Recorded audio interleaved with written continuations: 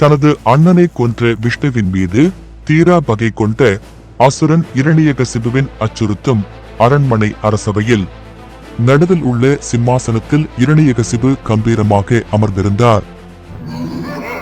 தனது இளம் மகன் பிரகலாதனின் சாந்தமான உருவத்தை கண்டு அவரது கண்கள் நெருப்பை கக்கின.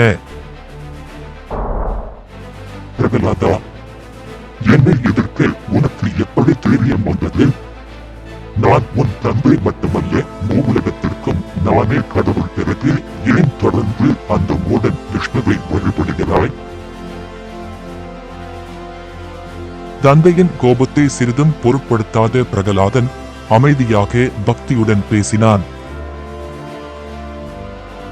விஷ்ணு அனைத்து படைப்புகளுக்கும் பாதுகாவலராக இருக்கிறார். அவரே நித்தியமானவர், எங்கும் நிறைந்தவர். உங்கள் வல்லமையும் அவரிடமிருந்தே வருகிறது. இரணியகசிபுவின் முகம் கோபத்தில் சிவந்தது. அவர் சிம்மாசனத்தில் தனது முஷ்டியை அடித்து கர்ஜித்தார். நிறுத்து!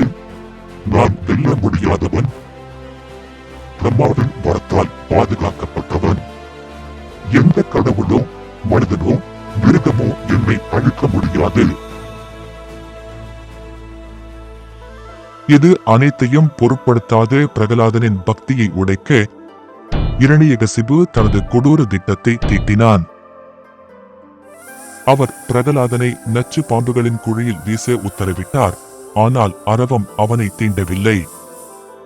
தூணில் கட்டி வைத்து நெருப்பிட்டான். தீயும் அவனை ஒன்றும் செய்யவில்லை.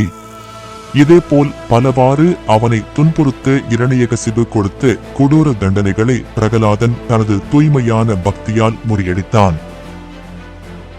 விஷ்ணு எங்கும் இருக்கிறார் என்று பிரகலாதன் கூறியதும் இரணியனின் கோபம் உச்சிக்கேறியது. அப்படியா? எங்கும் இருக்கிறானா? எந்த தூணிலும் இருக்கிறானா என்று கேட்டான்.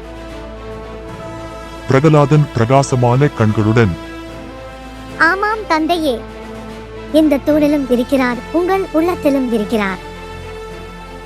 வெறுப்பான இரணியன் தனது முழு பலத்தையும் கொண்டு அந்த தூணை ஓங்கி அடித்தான். தூணை பிளந்து கொண்டு பயங்கர கர்ஜனையுடன்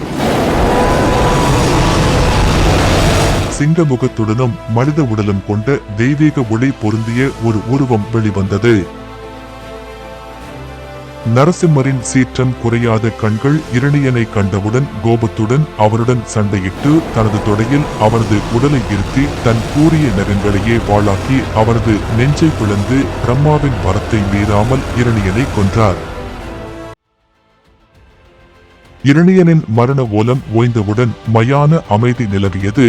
சாந்தமான நரசிம்மர் பிரகலாதனுக்கு அருள் புரிந்து அமைதியை நிலைநாட்டினார்.